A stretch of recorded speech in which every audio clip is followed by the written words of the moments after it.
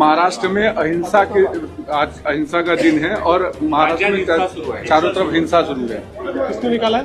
ये जयंत पाटील, सुप्रिया सुळे। राष्ट्रवादीकडून आज खरं तर मोर्चा काढण्यात आला होता आणि त्यांनी आरोप केला की राज्यात हिंसा सुरू आहे, अहिंसा नाही। आपले जितेंद्र आव्हाड होते का मोर्चामध्ये? तेही अहिंसेचं बोलत होते, विसरले ते?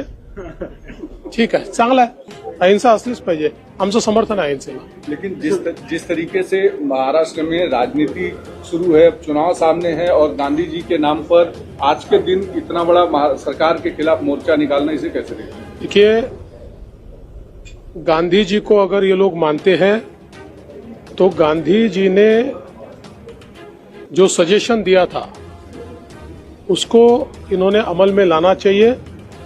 गांधी जी ने स्पष्ट रूप से कहा था आजादी मिल गई है, कांग्रेस की उपयोगिता समाप्त हो गई है, कांग्रेस का विसर्जन करना चाहिए, अन्यथा ये कांग्रेस एक प्रकार से देश की तरक्की में रोड़ा बनेगी।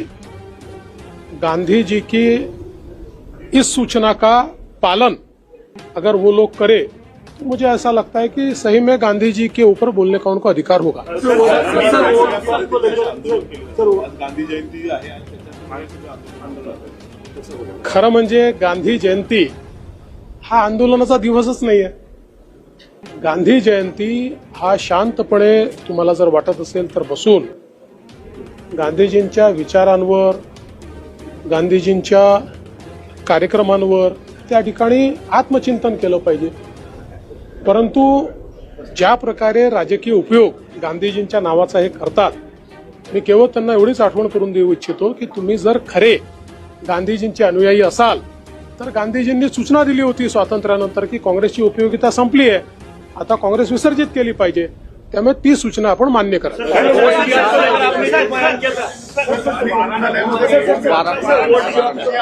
उद्घाटन केलेलं आहे, त्या संदर्भात कसं बघतात? कारण की रुग्णांचे हाल होताना पण पाहायला मिळेल।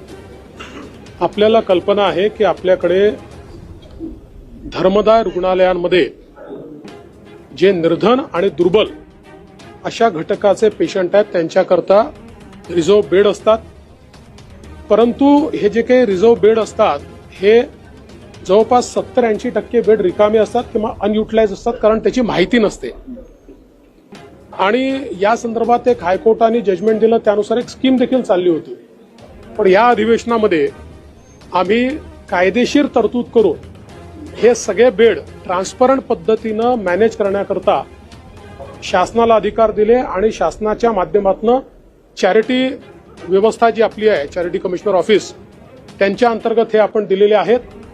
आणि आज त्या संदर्भातलं एक पोर्टल आपण तयार केलेलं आहे, एक ऑनलाईन व्यवस्था उभी केलेली आहे की ज्या व्यवस्थेमुळे जेवढे रिझर्व्ह बेड आहेत त्याची सगळी माहिती ही त्या पोर्टलवर असेल आणि कुठल्याही गरीब आणि गरजू रुग्णाला ट्रान्सपरंटली त्याचं अलॉटमेंट होईल, त्याच्याकडनं कोणी पैसे वसूल करू शकणार नाही आणि कोणीही अशा प्रकारे बेड्स रिकामे ठेवू शकणार नाही, अनयुटिलाइज ठेवू शकणार नाही, अशा प्रकारची व्यवस्था सुरू केली आहे।